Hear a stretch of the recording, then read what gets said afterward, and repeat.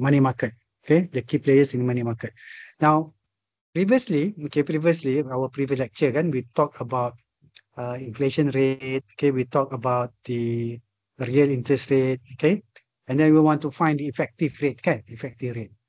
So, and then also I've given you the quiz kan, quiz 2. Quiz number 2 regarding about the OPR. OPR. So only 3% have okay actually answered the question. Okay, siapa yang belum lagi? Dari sini seorang, mesti seorang tak ada lagi. Yang siapa? Yang belum? Farhan belum. Saya tak tahu saya Farhan belum. Lagi seorang ada dalam ni. Yang belum lagi. Sekejap.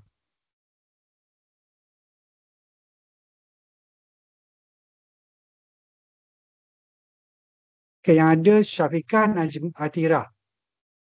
Sazu tak ada lagi Saya dah submit dah. Tak ada? Bila submit?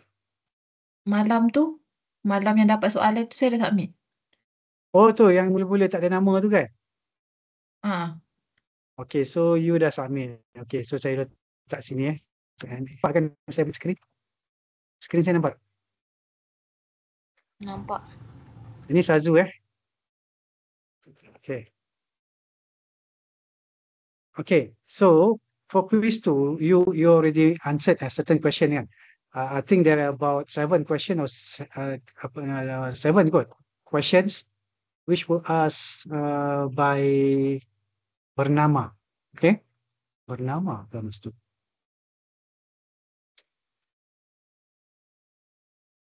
Bernama kan? Saya pun lupa lah. So bernama lah. Okay, so basically your answer Sazu, which is before the announcement kan? So you kata mungkin dikekalkan. Okay. Tapi yang ni selepas announcement ni 995. So basically telah membuat keputusan lah. Yang ni tak. Yang dua ni dia kurang sikit lah. Okay, kurang sikit dia punya power dia sebab dia selepas. So ini bukan dijangka lagi Ini telah di apa? Telah ditetapkan pada 3.0. Okay, untuk Syafiqah. Mana Syafiqah? Okay. Kita pada 8 hari bulan tu dia orang dah announce. So 9 hari bulan sepatutnya you dah tahulah. Okay. So dalam konteks ni kan, dalam konteks kalau you nak komen ke, nak apa ke, you kena tengok bila dia announce. Okay. So kalau dia dah announce, maksudnya kita kata it's already being decided at 3.0. Okay. Kita tak boleh kata masih lagi dijangka. Okay. So macam itulah So basically, apa yang saya buat selalunya, saya pergi ke investing.com. Yang saya tunjuk hari tu kan. So, saya tunjuk sekali kat sini. Okay, investing.com. Okay. Yang ni tak ada orang tunjuk Kalau dalam lecture-lecture pesyarah lain semua, dia orang tak tahu pasal ni. Okay, if you learn from a lecturer, from mana-mana pun kan, yang mana dia tak biasa dengan market, dia tak biasa dengan industri, dia tak tahu. Okay, macam mana. Okay, tapi Alhamdulillah, okay, yang ini memang saya selalu okay, dalam konteks ni. So, kalau you tengok investing.com ni, okay, investing.com ni, dia akan ada satu, saya kena buka besar lah. Saya kena buka besar. Okay, so you ada advantage lah sikit, okay, kalau ni. So, you kena pergi dekat economic calendar. Okay, economic calendar.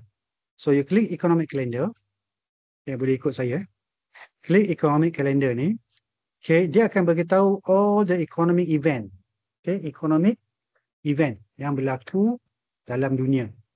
Okay, ini economic event lah.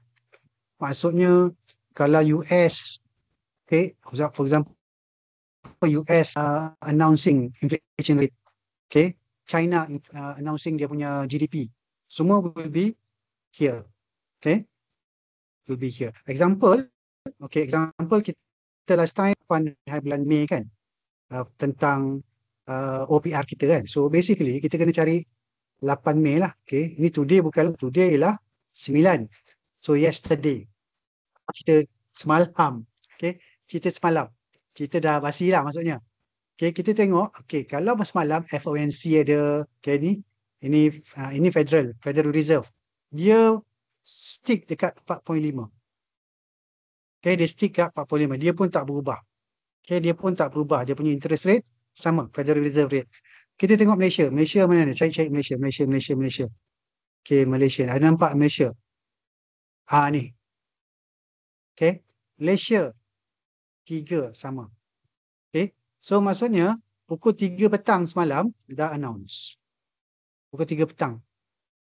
Okay, so kita tahu benda tu pukul 3. Faham tak? Okay, kalau contohnya dia keluarkan, Malaysia keluarkan info tentang CPI contohnya. Okay, CPI pun sama juga. Okay, bila masa dia setiap bulan kan. So CPI, okay, bila Malaysia nak keluar? Okay, kita cari dekat sini si Malaysia CPI. Okay, kejap.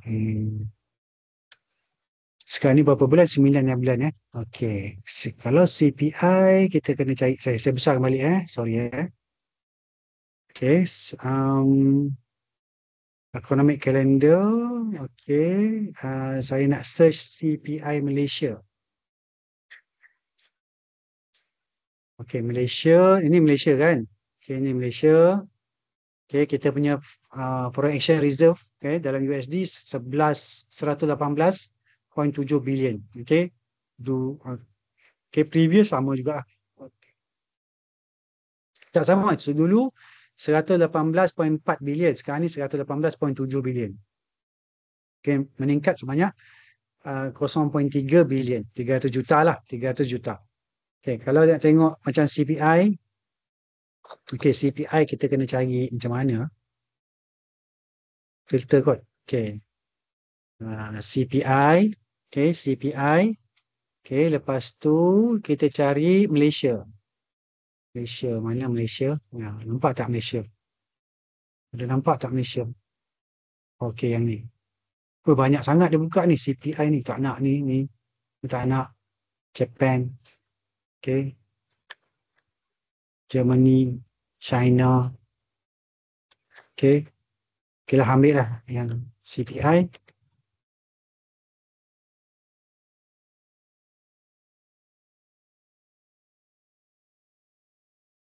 Boleh pula macam tu.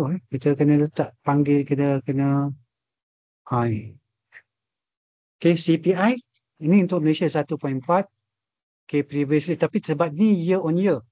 Okay, kalau kita nak dapat yang monthly kan, kita kena cari CPI monthly. Okay, kita cari balik CPI. Okay, monthly tapi untuk Malaysia.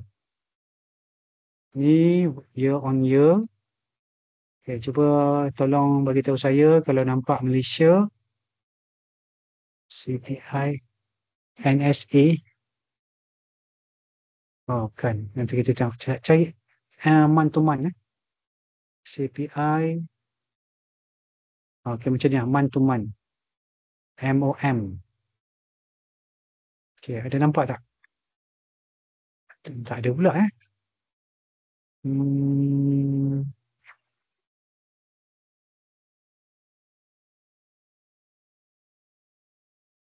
Ini apa Oh, sorry. Aduh, ya.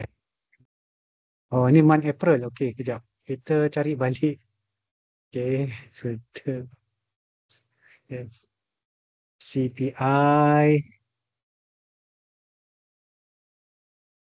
Nampak ada skrin saya? Nampak, Prof. Nampak, Prof. Okay, CPI mana ni?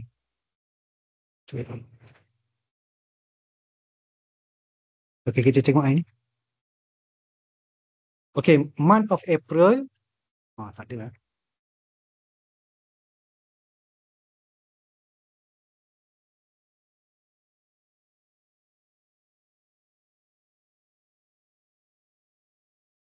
Okay, so patutnya Thursday, May 22.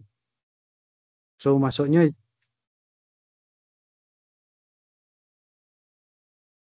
Kalau keluar nanti Thursday, May 2022. 2025. May 22, 22nd May, apa ni, 2025. Nampak? Ni CPI yang NSA. Tapi kita tak nak. Ni sebenarnya tengok the overall CPI monthly. So, yang ni kan 0.1. Kita tak nak ni, kita nak semua. NSA ni ialah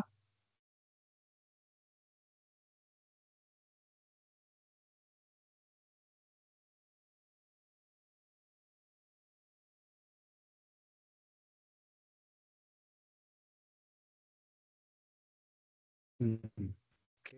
Tak nak yang ni, kita nak tengok yang okay, tapi nampak dia keluarkan oleh Department of Statistics Malaysia. Okay. So, yang ni setiap bulan dia akan keluar. Pukul 12 tengah hari. Okay. Macam ni Mei 22, ni April 23, Mac 21. So, dia akan beritahu bila. Okay, dia akan beritahu bila akan dikeluarkan. So, selalunya kita akan tengoklah actual berapa, previous berapa, forecast berapa. Tapi forecast ni tak ada ni. So, yang ni kita tak tengok lah. Kita tengok yang CPI ni sebab kalau kita tengok yang ni tak berapa kalau apa ni dia Malaysia ni tak berapa sangat lah. Orang selalu akan tengok kepada US ke kan. Dan sebagainya. Kita tengok macam CPI US. Okay. Ni kalau kita tengok filter. Okay. CPI tadi US. Okay. Tengok ni.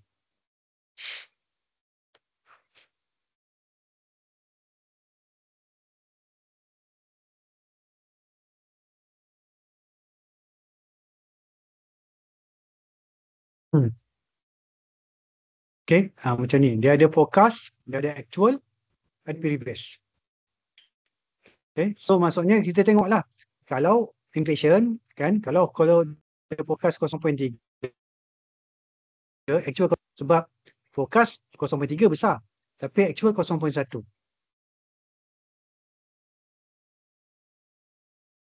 Okay. Kejap. Okay. Dia, okay, yang ni core consumer price services, food and services, food and energy. Okay, the CPI from the perspective of consumer is a key way, okay, to measure changes in purchasing trend and inflation. A higher than expected reading should be taken as positive bullish for the USD, while the lower the expected reading should be taken as negative. Okay, kenapa dia merah? Ni kalau untuk currency lah, US dollar. Okay, sebab 0.1 lebih kecil daripada dia punya forecast, 0.3. Tapi kalau dari segi consumer, tu tak bagus lah. Bagus lah sebab harga tak naik. Faham tak? Kalau untuk consumer bagus sebab dia 0.1. Okay. Tapi kalau untuk US dollar, dia tak bagus sebab dia akan membuatkan dolar menurun. Okay, dolar menurun. Tapi kalau ini untuk trader forex ni selalunya, dia akan tengok ni. Okay, trader forex, dia akan tengok yang ni.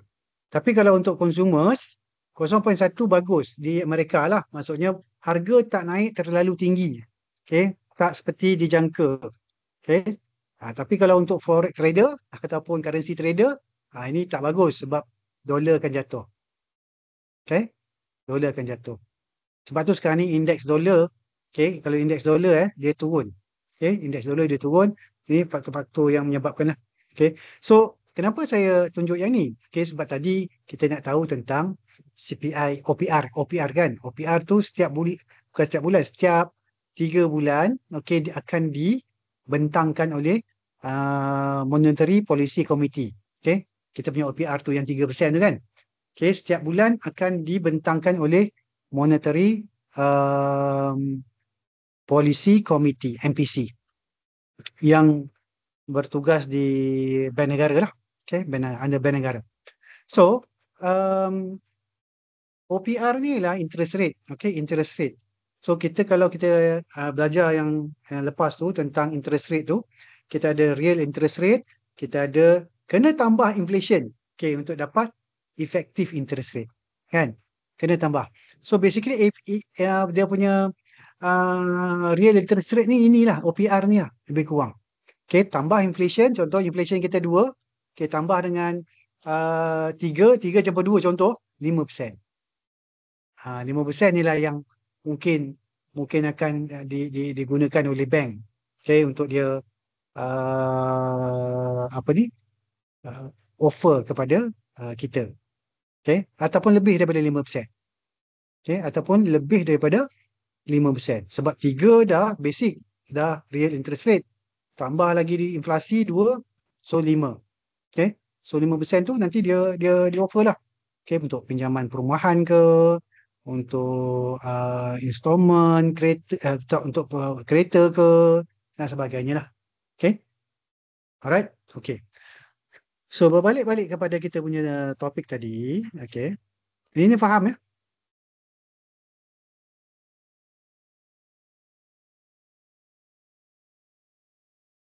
Okay. So money market and corresponding banking ni dia maksudnya money market tadi kan. Okay. Kalau money market tadi dia ada bank yang ada duit, bank yang tak ada duit. Kan? Ingat tak? Okay. Bank yang ada excess duit, bank yang tak cukup duit. Because bank yang tak cukup duit tu sebab orang ramai keluar duit daripada bank dia. Dan juga bank yang terlebih duit ni ramai orang deposit. Okay. So that's why yang mana surplus tu dia boleh invest dekat money market. Satu malam dia invest. Sebab tu dia panggil overnight policy rate, overnight, satu malam, overnight. Okay. OPR tu overnight. So satu malam je dia letak, satu malam, satu hari.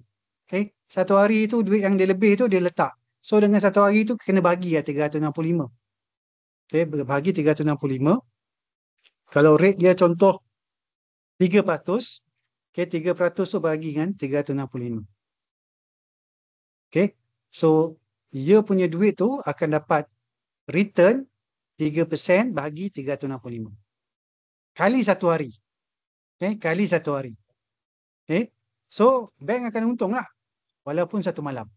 Kalau tak, duit dia tu idle. Okay. Duit dia tu idle. Maksudnya tak digunakan sebagai untuk mendapat income lah. Okay. Cuba bayang bank satu bank dia ada 100 juta ekstra. Okay, 100 juta ekstra. Okay, kalau 3%, okay, 3% banyak kalau 100 juta tu 3% banyak. Kalau 3% tu maksudnya dia akan dapat 100 juta, dia dapat 3 juta. Kalau setahun, kan? Tapi kalau satu hari, dia kena bagilah. Okay, 3 juta tu bahagi dengan 365. So, itulah pendapatan dia. Bank ni. Satu malam. Okay. Banyak kan? Okay. 3 juta bahagi 3 juta bahagi dengan 365. Berapa dapat? 8,000. Betul ke? 8,219. Okay, kejap. Saya pun nak calculate. Saya ni pun lambat juga calculator ni. Kan calculator nak kira congak-congak pakai tanpa calculator pun susah. Tapi anak buah saya dia boleh calculate dengan tanpa menggunakan calculator. 3 juta bahagi 365. 8,000 satu malam. 8,219. Okay. Satu malam you dapat RM8,000. Banyak tu. Betul tak? Kan? Siapa nak bagi? Okay. Sebab tu diorang buat duit macam tu. So maksudnya kat sini contoh yang dia bagi ni. Okay. Ada defisit, ada surplus. Nampak? Ada defisit, ada surplus. Surplus ni akan invest dekat money market, dia akan dapat return. Yang pula defisitnya pula, dia gunakan duit dia tu. Okay. So sebenarnya dia kena bayar RM8,000. Kalau dia tak cukup duit tu. So RM8,000 dia kena bayar. Okay. Cuba contoh lah. Okay. Okay. And then components of money market ni ialah ada interbank deposit system, ada trading of money market instrument dan juga interbank check clearing system. Okay. Dia ada 3 lah komponen yang biasa. Tapi sekarang ni yang interbank check clearing system ni mungkin dah tak berapa nak pakai sangat dah sekarang ni. Sebab banyak sekarang dah pakai online. Okay. Banyak sekarang ni dah pakai online dah. Dulu memang kita pakai cek. Okay. Kita pakai cek. Tetapi sekarang ni tak banyak dah pakai cek. Okay. So sebab dulu kalau you pakai cek, okay, dia akan floating sekejap. Okay. Contohnya kalau you bayar, you keluarkan cek, house check, dia boleh terus debit. House check. House check tu maksudnya bank yang sama keluarkan dan bank yang sama juga yang bayar. Faham tak? Tu house check. So contohnya Bank Islam Nilai. Okay. Cek tu ialah Bank Islam Nilai yang keluarkan. Tapi pelanggan notice lah. Tapi dia pelanggan masukkan cek tersebut. Yang dapat cek tu, pelanggan tu masukkan kat Bank Islam Nilai juga. So house check. So dia tak perlulah nak pergi kepada clearing dah. Sebab dia dalaman je. So basically selalunya kalau you masukkan je house check, dia akan dapat terus masuk kredit you punya account. Faham tak? You banking dulu, you semua banking kan? Bukan. Kejap. Sazu bidang apa dulu? Saya nak. Accounting and finance. Sama lah tu. Banking lah juga. Finance kan? Ya, okay. Najma Atirah? Finance. Finance, sama lah. Okay. Finance dia ni. Syafiqah? Syariah ekonomi. Okay, syariah ekonomi mungkin dia blur sikit. Okay. Okay. Kalau yang finance, you memang tahu. Sebab basically finance memang you tak berapa nak detail in banking. Tapi you should know that satu entity kalau nak clearkan sesuatu contohnya payment, okay, dia mesti, kalau guna check lah contohnya, dia mesti akan ada masa dia outstanding. Okay. Okay, kalau kita bank yang sama, dia tak ada outstanding. Okay, dia terus boleh. Sebab dia bank yang sama. Okay, bank yang sama. Contoh macam ni lah. Saya satu family, contoh satu family, satu rumah lah kan, betul tak? Kan? Saya bagi pinjam ataupun buat payment kepada anak saya. Okay, automatik duit tu akan pergi kepada anak saya, betul tak? Kan? So itu adalah panggil house check. Okay? Sebab kita kalau bagi check tu, kita bagi house check tu, dia akan, kalau dalaman je, dia boleh clear terus. Dia boleh clear terus. Okay? Dia terus boleh kredit. Dia orang tu dapat terus lah maksudnya. Orang tu terus dapat. Orang yang kita bagi tu terus dapat. Tapi kalau contohnya rumah ni bagi pula payment kepada orang lain. Okay? Bagi payment kepada orang lain. Rumah ujung sana lah contoh. Rumah ujung sana. So kalau rumah ujung sana, maksudnya dia kena ada satu proses. Proses, saya bagi payment, mungkin payment tu melalui jawatan kuasa perumahan dulu. Contohlah. Okay? Jawatan kuasa perumahan dulu dapat, lepas tu baru dia bagi kepada rumah ujung. Contohlah. Okay? So, dia ada floating tu. Okay? Terapung sekejap duit tu. Okay? Dia terapung sekejap. Dia tak masuk terus ke dalam akaun rumah ujung tu. Tapi dia terapung sekejap. Okay? Sebab jawatan kuasa pegang. Okay? Duit tu terapung. Tak masuk akaun ujung lagi. Sama dengan bank. Bila kita buat payment pakai cek, okay, kalau house check kita okey. Kalau local check tu maksudnya bank yang sama. Bank yang sama tapi kawasan sama. Okay, kawasan yang sama. Contoh bank Nilai pergi kepada bank di Seremban ataupun di KL. Okay, local check. Satu local lah, local. Okay. So itu akan ambil satu hari contohnya.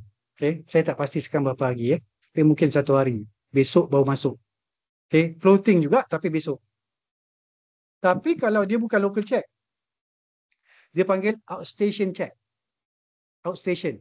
Outstationnya contoh Nilai dengan Pahang. Nilai dengan Kedah.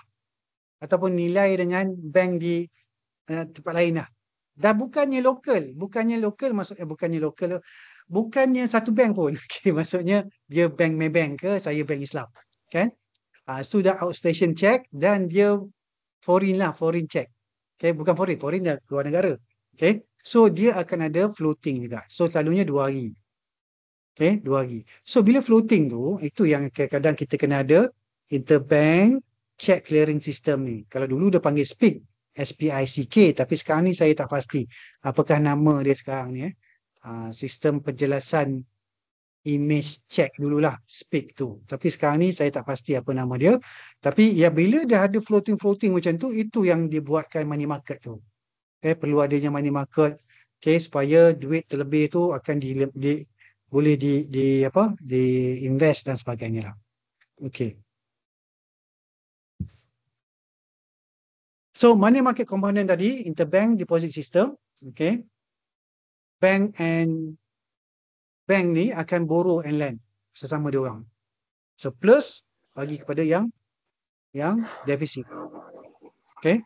So dia panggil interbank deposit system. So apa-apa imbalance lah, okay, boleh dibalancekan balik. Okay. Itu kalau untuk interbank. Okay, lepas tu kalau dia punya rate dia tu, selalu kita tengok CLIBOR rate. Kuala Lumpur Interbank Offer Rate. CLIBOR. Okay, Kuala Lumpur Interbank Offer Rate, CLIBOR. CLIBOR rate ni. Cuba you tengok dekat internet, okay. CLIBOR rate, okay.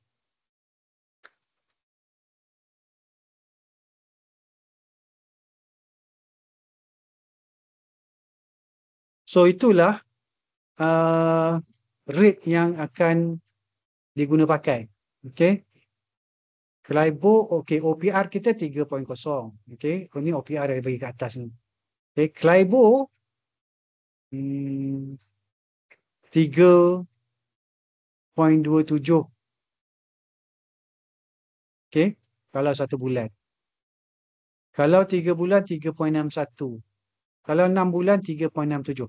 Nampak tak? Makin lama, makin panjang, dia makin tinggi interest rate dia tu. Okay. 1 bulan 3.27. Kenapa dia lebih tinggi daripada overnight policy rate? Ini yang ditentukan oleh Bank Negara 3 kan? Tapi kat sini dia bagi 3.27. Okay, dia lebih sikit daripada OPR. Okay, faham tak? 3.0 ni macam cost lah. Cost you ialah 3%. Okay, so kalau you bagi 3% juga, macam tak ada untung lah. Okay, so sebab tu dia naik sikit 3.27. So baru ada untung 0.27%. Faham tak? Okay. Okay. The price kan, tadi kita tengok demand and supply tu price tu kan. Price tu ialah the interest rate kan. So interest rate punya price tu adalah 3. Okay, Bank Negara dah tetapkan. So sebab tu kalau you nak melabur dalam contohnya money market, you akan diberi 1 bulan 3.27 lah. 3.27. Okay. So ini contoh. Okay, ini contoh. Okay, CLIBOR rate tu itulah dia. Okay. So overnight policy rate, kalau dulu ni saya tulis 2.75 ni kan, ini masa time COVID tu lah. Okay, 2.75. Tapi sekarang 3.0. Okay, kenapa kalau kita panggil naik 0.25% tu, kita panggil sebagai 25 basis point. 25 basis point. Okay, 25 basis point tu sama juga dengan 0.25%. Okay. Basis point tu, kalau 25 basis point tu 0.25. Kalau 100 basis point, 1%. Okay. Kalau 100 basis point, itu adalah bersamaan 1%. Faham Terma-terma ni you kena faham ni. Okay. 1%, 100 basis point. Okay. 25 basis point, 0.25. Dia sebenarnya kalau untuk basis point tu, you bahagi dengan 100 lah maksudnya. Okay. So, baru dapat basis point. Okay. So, faham. 1% sama dengan 100 basis point. Boleh faham tak? Okay. Boleh faham? Sazu, Syafiqah, Farhan. Farhan boleh dapat. Boleh Farhan ni dia dengar ke tak ni?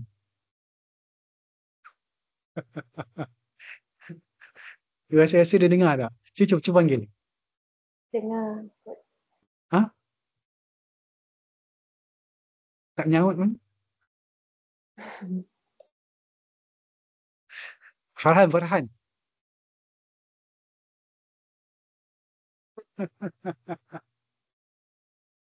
Aku tak apa lah. Dia tengah buat apa saya pun tak pasti. Dia ada meeting lain tu. Kan? Dia ada meeting lain.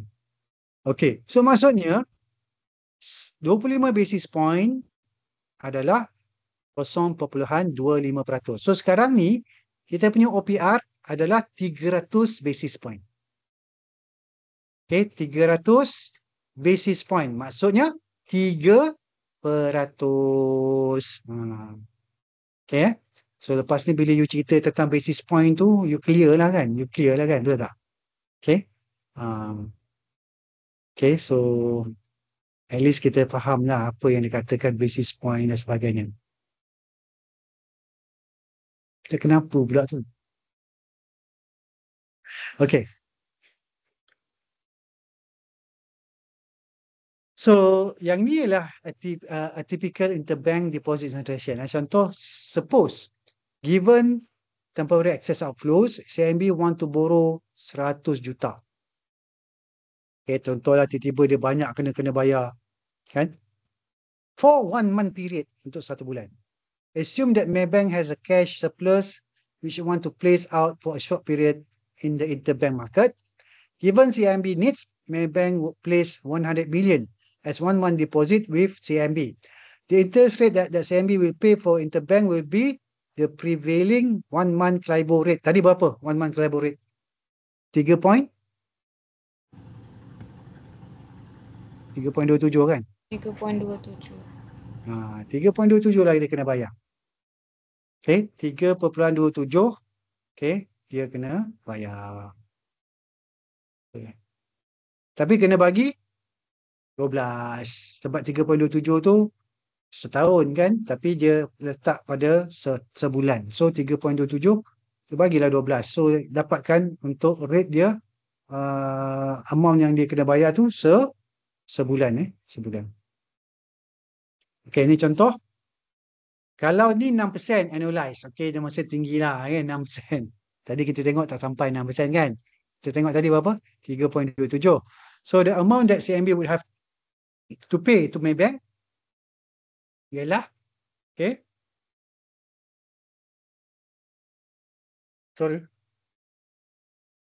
okay, redemption amount, principal kali dengan 1 plus CLIBOR divided by N power of T. Okay, the power of T. Okay, period lah. So ni formula dia.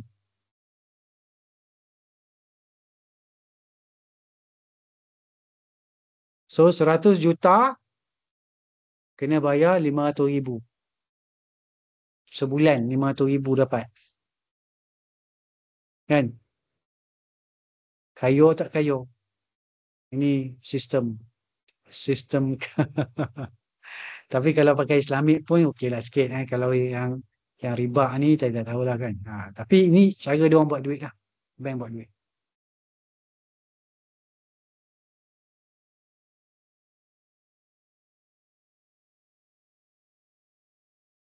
Okay.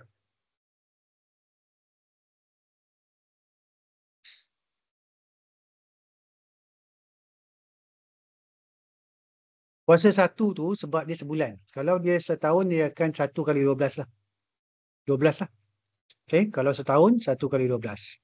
Tapi selalunya kalau kali 12 tu, orang dah tak bagi dah 12. Dia terus ambil the rate 6% tu lah. Tak payah bagi 12, terus kuasa 1. Faham Orang finance okey lah. Okay. Yang ini tak ada masalah lah. Ini sebenarnya I equal to PRT lah. Principal kali rate kali time. Okay. I interest kali dengan principal kali rate kali time. Okay. Tapi sebenarnya duit tu not physically move pun. Okay. Not physically move. Tak adalah duit tu kita keluarkan 100 juta. Hantar ke Maybank. Tak ada. Kita cuma debit kredit je. Okay. Debit kredit je. Tak adalah physically move.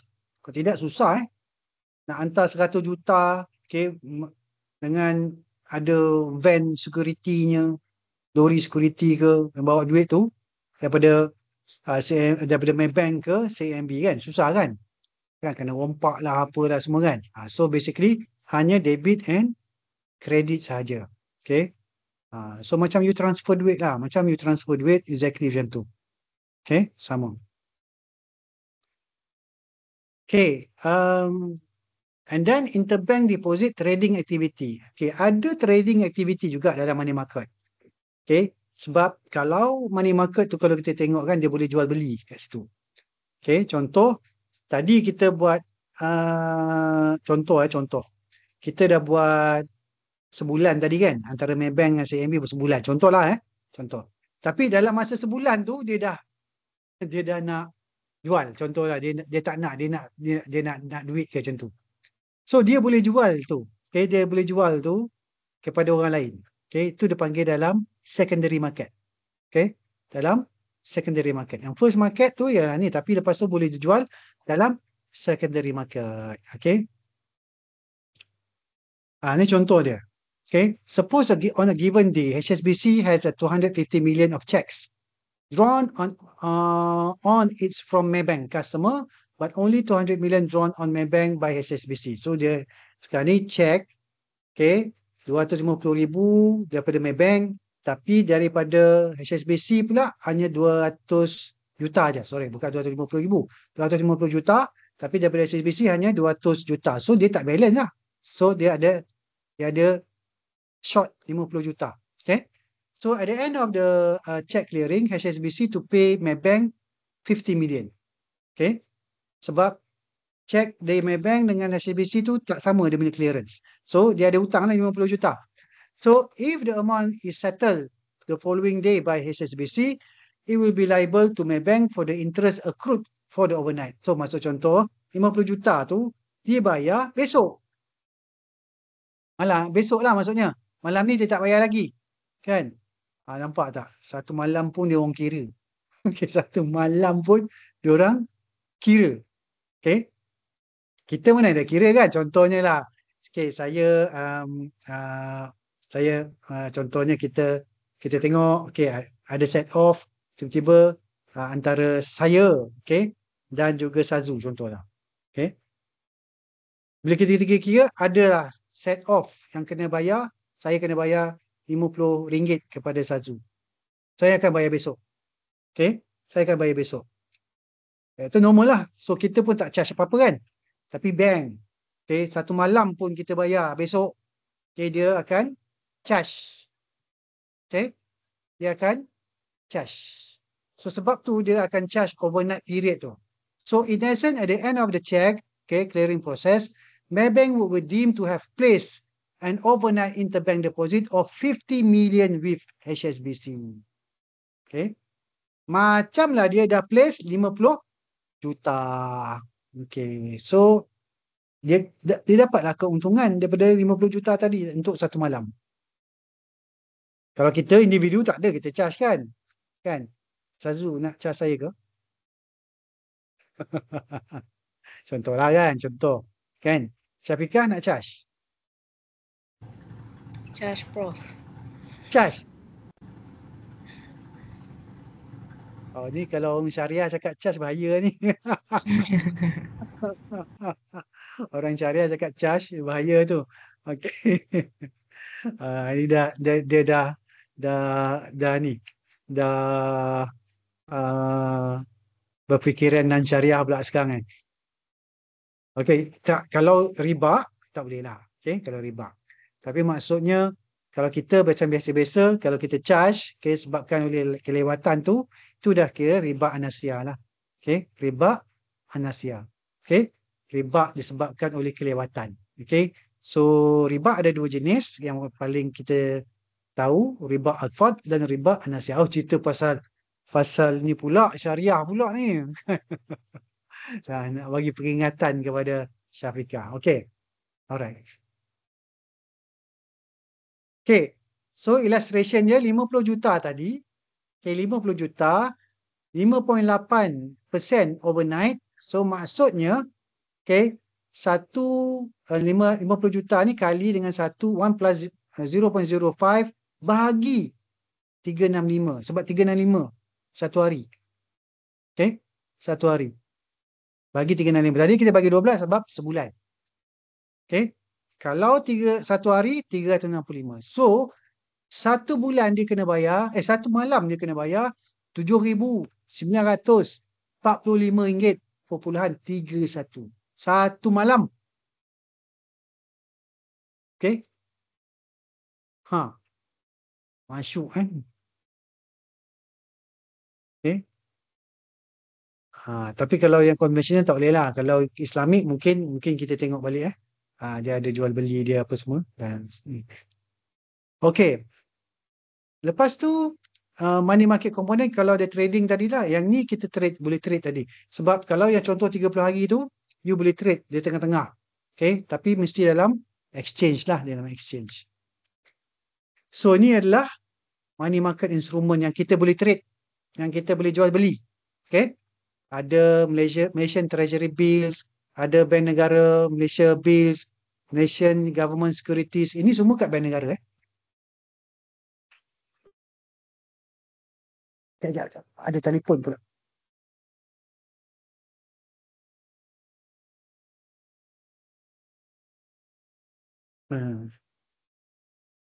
Siapa yang telefon ni?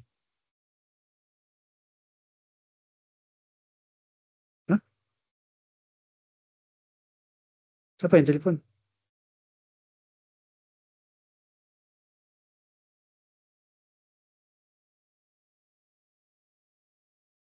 Yaya Syam.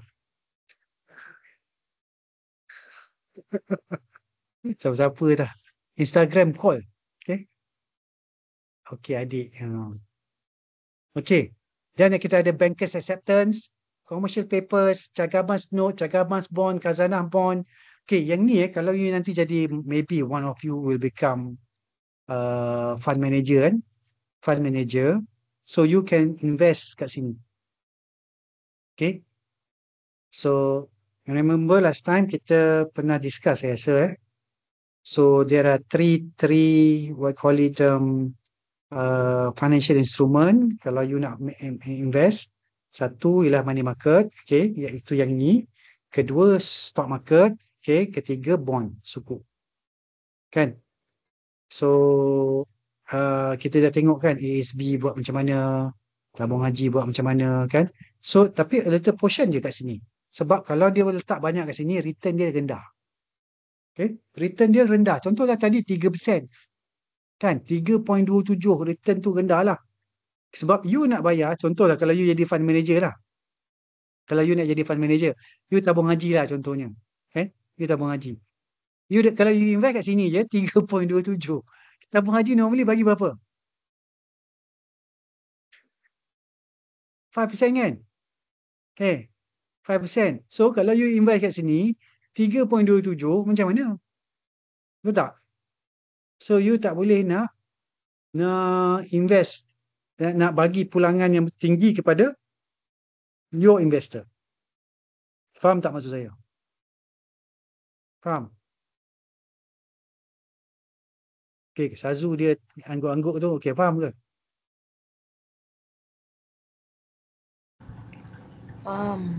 Faham. Sazu? Atira? Atira ni panggil Najmah ke Atira? Najmah. Oh, Najmah. Okay. Sebab yang ni memang rendah. Okay.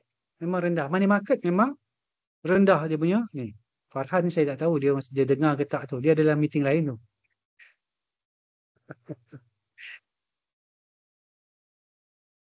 Okay. Alright. Oh, banyak lagi ni. Kita kena habis sebelum uish, tak sempat lah. Sebelum maghrib. Okay. Okay, so pricing of the money market instrument, most money market instrument are traded at a discount to face on the nominal value and they are redeemable at the face value on the maturity date. So maksudnya, kita kalau ni money market ni kita beli pada discount. Okay, contoh. Okay, contoh harga yang money market tu contohnya RM100. RM100 tapi setahun. Okay, setahun. RM100. Tapi bukan 100 lah selalunya. Selalunya 10,000, 100,000 lah kan. Okay. Tapi kita imagine dia RM100. Sekarang ni, kalau kita beli sekarang, okay, kita boleh beli pada harga RM80. Contoh. Okay. Maksudnya kita beli at discount. Okay. So, bila kita pegang money market tu, okay, sampai setahun, nilai dia jadi 100. Faham tak? So, macam kita untung RM20 lah. Kan? Macam kita untung RM20. Kita beli sekarang RM80. Okay. Simpan setahun jadi 100. So, itu maksudnya discount. Kalau dia kata sell at premium, maksudnya kita beli sekarang harga 110. Tapi setahun akan datang akan jadi 100. Itu buy at premium lah. Okay. So, normally kita buy at discount. Okay. Normally kita buy at discount. Harga dia 80 sekarang. Nanti setahun akan datang jadi 100. Okay. Okay. Faham So, since the discounted price is always smaller than the redeemable face value, the difference between the price paid and the redeem amount is at maturity is the return to the investor, is the profit to the investor. Okay. Discount price dengan face value, iaitu yang pada face value yang akan datang tu, 80 dengan 100, perbezaan dia RM20 tu is the return, is the profit. Okay, RM20 tu sebenarnya profit. Okay, profit to the investor.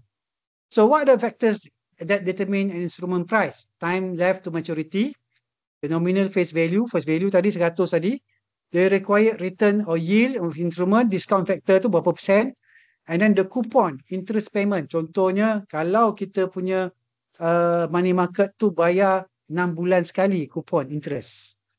So contoh coupon tu dia kata 8% coupon. So kalau 100, 8%, RM8.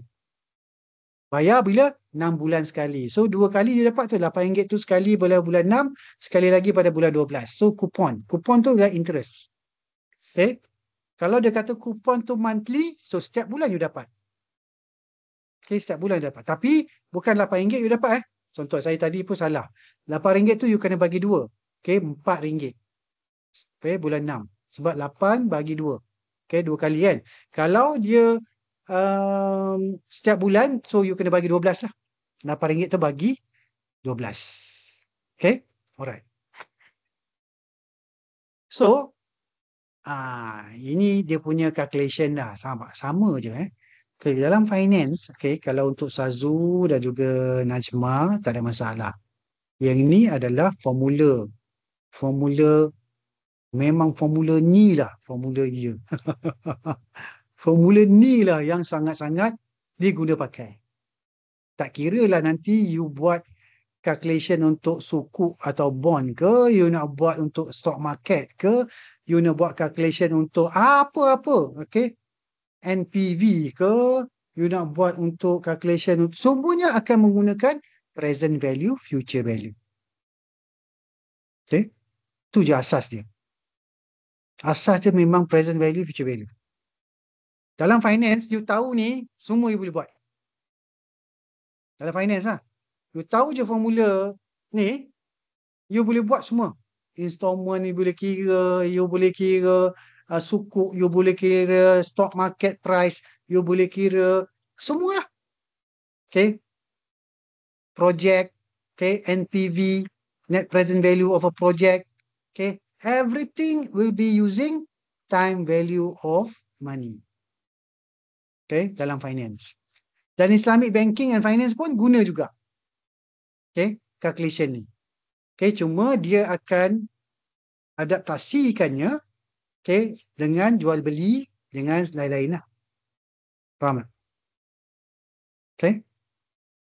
Cara kira dia sama. Okay, tapi satu konvensional selalu pinjam. Islamic banking, jual beli. Okay. Dia buat jual beli, dia buat sewaan ke, dia buat ujrah ke, fees, yuran, Okay, dia macam-macam lah. Okay. So, formula dia ialah, nampak price of the instrument equal to future value kali inilah formula ni. Tapi saya nak you all boleh fahamkan asas formula. Okay, asas formulanya. Okay, kalau contohnya present value, okay, nak cari present value is equal to, okay, future value, okay, future value bahagi dengan 1 plus R kuasa N. Kalau nak cari future value is equal to present value kali 1 plus R kuasa N. Oh, pening aduh. Syafiqah pening ni. Boleh ya pening Syafiqah.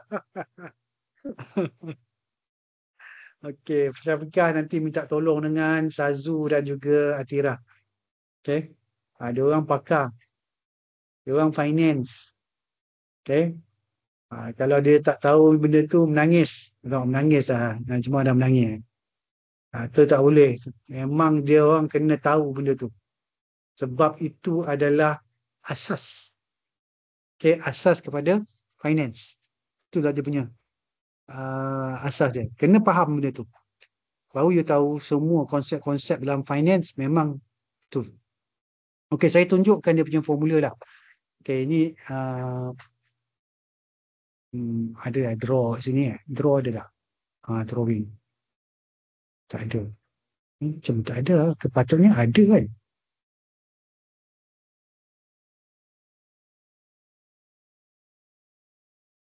Ni draw.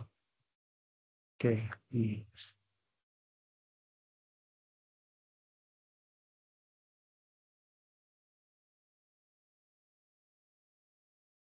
Okay. Ini asas. Okay. Kalau nak cari future value. Okay. Sama juga.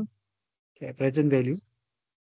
Okay. Kali 1 campur R kuasa N. Okay. Itu. Formula dia. Okay. Contohnya lah. Okay. Kita kata rate 10%. Okay. Rate 10% ni. R ni rate N setahun. Okay. Present value you ada. Contoh you simpan 1,000. Okay. Rate 10% 1 tambah 0.1. Kan? Betul tak? Kuasa 1. So, jadi 1,100 duit you. Okay, 1,100. Sebab rate 10%, kan? So, simpan setahun, dia jadi 100. Interest dia. Okay, interest dia jadi 100. So, you punya principal tambah interest, jadi 1,100. Okay, faham tak ni? Ni faham tak?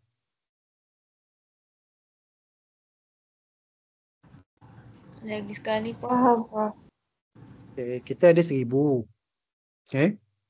Kita ada 1,000, kita masuk kat bank, bank bagi interest 10%. Contohlah. Okey lah, tak nak pakai interest lah. Takut you takut. Okey. Kita tabung haji lah. Tabung haji bagi dividen 10%. Okey. So 1,000 yang you punya tu, okey, dia akan jadi 1,100. Sebab 100 tu dividen. Okey. 100 tu dividen. Dividen dia adalah 10%. Tapi tabung haji 5%. Okay, tabung haji 5%. So, kalau 5%, you akan dapat 1,050 je. Faham tak? Okay, sebab 50 je dapat. Sebab 5% daripada 1,000 adalah 50. So, formula dia tu. Okay, present value kali dengan 1 tambah R tu kuasa dengan N. N tu sebab setahun 1. Okay, setahun tu sebab tu saya letak 1. Kalau you simpan 10 tahun, you kuasa 10. Okay. 1.1 kuasa 10. Okay. Kalau, you tengok ni formula asas kan. Okay. Kalau kita nak cari nilai sekarang pun berapa, dia sebenarnya terbalikkan aja. Okay, terbalikkan aja formula ni. Terbalikkan formula ni. Macam mana terbalikkan? Okay. PV ni, okay, PV ni, present value ni, you bawa yang ni semua ni sebab dia kali kan. Kalau kita bawa sebelah sini sebab kita nak tinggalkan present value je, dia akan jadi present value, okey, sama juga dengan future value, okey, bahagi dengan apa? 1 tambah R tadi, okey, kuasa N. Okey, matematik dia ni. Matematik. Betul tak? Sebab kita nak present value pula kan. So, yang ni semua sebab dia kali dengan ni, kita bawa ke sebelah sini, dia jadi bahagi. Okey, dia jadi bahagi. Okey, boleh Syafiqah? Boleh. Okey, bila you tengok benda ni kan, semua asas-asas dalam finance. Memang calculationnya macam ni. Okey, memang calculationnya macam ni. Okey. Ni contoh. Example, determine the price of a money market instrument. Suppose a banker acceptance with 48 days left. Okay, dia tinggal 48 hari je lagi. Okay, daripada maturity. So, mungkin dia punya maturity tu, okay, tenure dia mungkin 180 hari. Tapi orang tu dah pegang sampai tinggal 48 hari je. Tinggal 48 hari je. Okay, dia punya banker acceptance tu mungkin 120 hari ataupun 180 hari. 120 hari lah selalunya. Okay, ataupun 90 hari, 3 bulan. 90 hari tu 3 bulan. Okay, 120 hari tu berapa bulan? 6 bulan, kan? Okay, 6 bulan pula, 4 bulan. Kan? 120 hari. Okay, so basically, dia tinggal 48 hari. Maksudnya dia dah pegang lah, orang tu dah pegang sampai kalau 90 hari, dia dah pegang sebanyak 42 hari lah. Tapi 42 hari tu dia tiba-tiba dia nak jual pula. Okay. So, yang dia punya value dia, okay, face value 100,000. Kalau dia pegang sampai habis, dia akan dapat 100,000. Tapi sekarang ni kita nak cari berapakah, okay, price dia yang sekarang ni, hari ini. Hari ini. Okay, sebab tu, ini future value. Yang ni adalah apa ni? Dia nak kira present value. Okay, dia nak kira present value. Okay. Ni kenapa dia, saya padam dulu. Okay. Yang ni future value. Okay, future value. Okay, ataupun face value. Okay, kalau kita simpan sampai berapa hari, kita dapat 100,000. Jadi sekarang ni, bila kita cari dia punya present value, okay, so tu yang dapat, okay, dia bukannya 100,000, tetapi 99,079.49. Tu duit yang kita dapat. Sebab tak habis lagi sampai 48 hari. Tapi kalau kita simpan sampai 48 hari, dia akan jadi 100,000. Jadi orang yang beli tu, pada harga 99,079 ni, dia boleh dapat untung, tolaklah 100,000 tolak 99,079. Hampir-hampir 1,000. Okay, hampir-hampir 1,000 orang yang beli tu. Faham tak? Kita yang jual, kita hanya dapat 99,000. Tapi mungkin sebelumnya kita beli lagi murah lah. Mungkin 98,000. Okay. Sebelumnya kita mungkin beli lebih murah, 98,000. Sekarang ni tengah-tengah tu, kita nak jual. So, harga jual dia adalah 99,079. Bila orang yang tu beli, dia boleh simpan sampai 100,000. Kalau dia simpan pada 48 hari. Tapi kalau tiba-tiba, okay, 12 hari, 18 hari dia nak jual, so kena kira. Kena kira balik. Okay, contohnya 18 hari tu dia pegang kan, ada 30 hari lagi kan, orang lain boleh beli. Okay, tapi harganya akan bertukar menjadi naik sikit lah daripada 99,000. Okay, mungkin 99,200 ke kan, atau 99,500 ke, macam tu. Okay, alright. Ni determining the yield of a money market instrument. Okay, yield ni pula, okay, tadi kita kira amount. Sekarang kita kira rate dia berapa. Berapakah yield? Berapakah pulangan dalam peratusan? Okay, berapakah pulangan dalam peratusan? Okay, so, sebab apa dalam matematik, dia ada tadi, kalau tadi kita ada 4 maklumat utama. Present, nilai present, nilai future, lepas tu rate, okay, the rate, dan satu lagi tahun. Okay, tenure. So, keempat-empat tu kita boleh cari. Okay, matematik dia salah satu lah kita cari. Okay, tapi dengan syarat kita tahu dia tiga-tiga yang lain tu. So, kita akan dapat dia punya yield. Okay, kalau kita tahu future value, kita tahu dengan price, kita tahu dia punya tenure. So, dapatlah yield dia. Faham Okay, kita azan pukul apa? Oh, dah azan dah. Okay, azan. So, berapa minit kita nak break ni? So, sekarang 7.20. Okay, you nak solat, nak makan. Dalam pukul berapa? Pukul 8. 8 boleh. Boleh pukul 8. Okay? Kita break dulu. Ya. Kita sambung balik pukul 8. Okay? Assalamualaikum. Assalamualaikum.